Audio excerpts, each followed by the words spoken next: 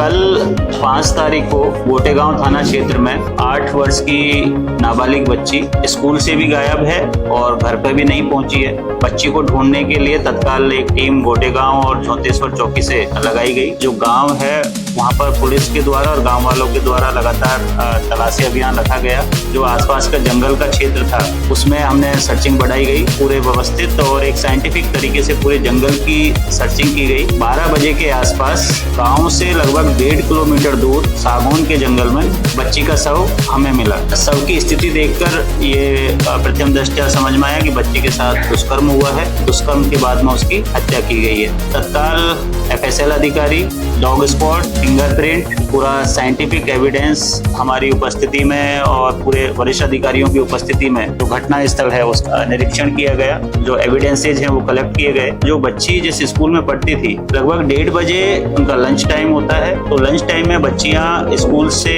बाहर निकल के गेट के पास में खड़ी हुई थी। उसी गाँव का रहने वाला अन्नू एलियस अनिल 28 साल का आदमी है। लगभग 1:45-2 बजे के आसपास जो 3-4 बच्चियां हैं उनके पास में जाता है। जिसके साथ घटना हुई है उससे ये कहता है कि आपको आपके पिताजी बुला रहे हैं, आपके लिए कुछ चीज लेके आए हैं, कुछ सामान लेके आए हैं। तो बच्ची उसकी बातों में आकर बच्ची अपने घर के लिए निकली, अपनी मोटरसाइकिल पर बैठाकर उसको जंगल की तरफ ले जाता है 1.5 किलोमीटर दूर। वहाँ बच्ची के साथ न केवल दुष्कर्म करता है, जब बच्ची के द्वारा चिल्लाया जाता है, आवाज लगाई जाती है, प्यारी सी बच्ची थी, उसका गला घोंटकर एक पास में ही पानी बह रहा था उसमें मुंह के बल बच्ची को डंप करके, जो हमें इंटेलिजेंस मिला उसके आधार पर हमने आरोपी को कस्टडी में लिया। उसके कपड़े देखे तो कपड़ों पर ब्लड लगा हुआ था, कुछ अंडरगारमेंट्स पर मिट्टी सैंड पार्टिकल्स लगे हुए थे और सीमन भी उसमें लग रहा था कि ये शायद सीमन है।